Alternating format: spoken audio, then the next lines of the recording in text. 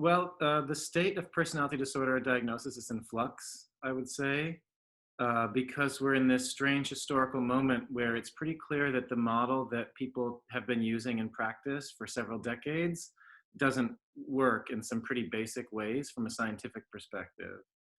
And so there's a transition between the way that PDs used to be diagnosed, a la the DSM-3, 4, and Section 2 of DSM-5, towards a more evidence-based dimensional model.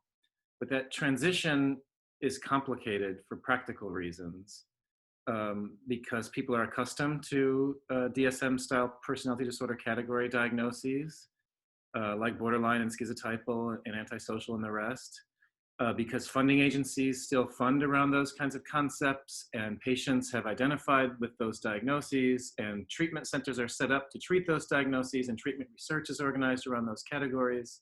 So there's a lot of practical barriers in moving from that system to a more evidence-based dimensional system like the alternative model of personality disorders. And so right now, research has kind of outpaced practice in terms of its focus and use of dimensions. I think the upshot is that practice has relatively little to lose in the transition, because the personality disorder categories haven't proven themselves to be particularly useful for practice. And so I'm hopeful that that transition can happen more quickly than otherwise. But I think for it to happen, more work needs to be put into making the dimensional model as clinically useful as possible.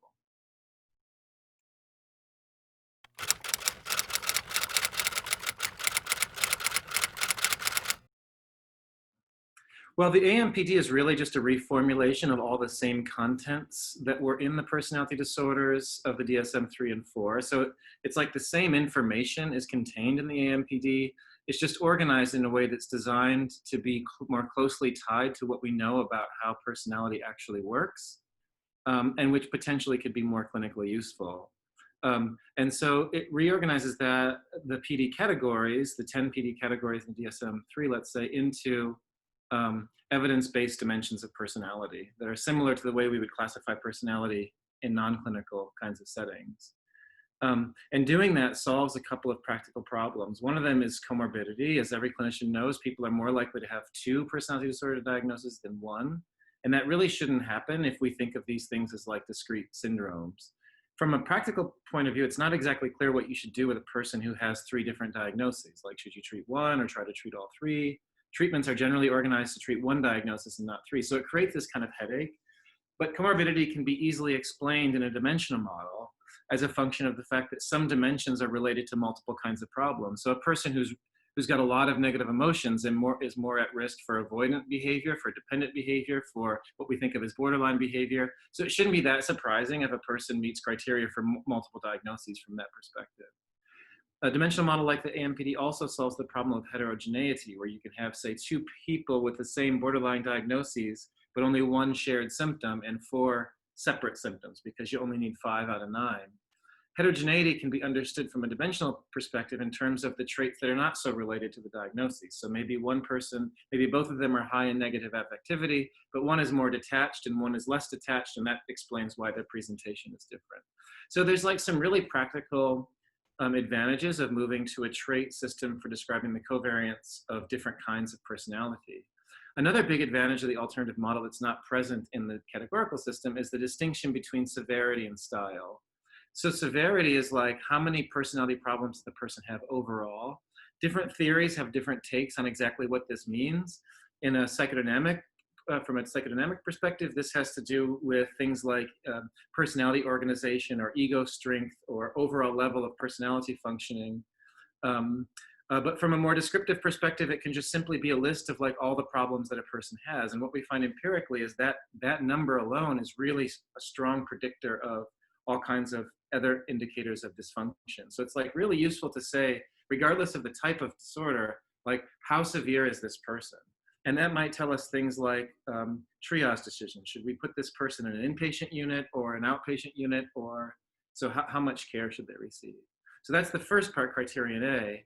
And the idea is that in the AMPD, you would only give a person a diagnosis if they met that first criterion, if their personality functioning was severe enough to merit a diagnosis.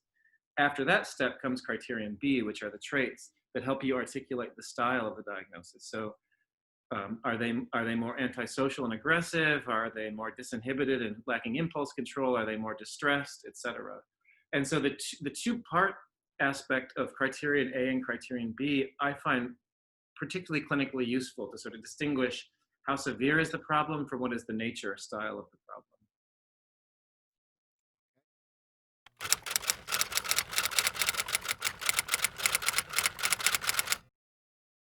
Yeah, I mean, I think that there needs to be progress both on the practical side and on the research side. I think one sort of short-term practical barrier is just getting everyday clinicians up to speed on dimensional models, familiarizing them with how they work, helping clinicians see the advantages of using them so that they become a more routine part of everyday practice.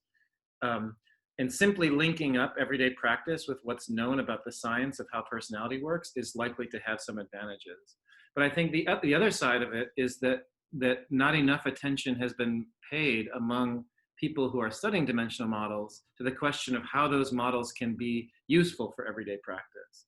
So what specific evidence-based advantages are there for clinicians to move to a more dimensional model? I think it's fair for clinicians to say, it's not that question hasn't been sufficiently answered. So both of these things probably need to happen in order to leverage the advantages of dimensional models for practice.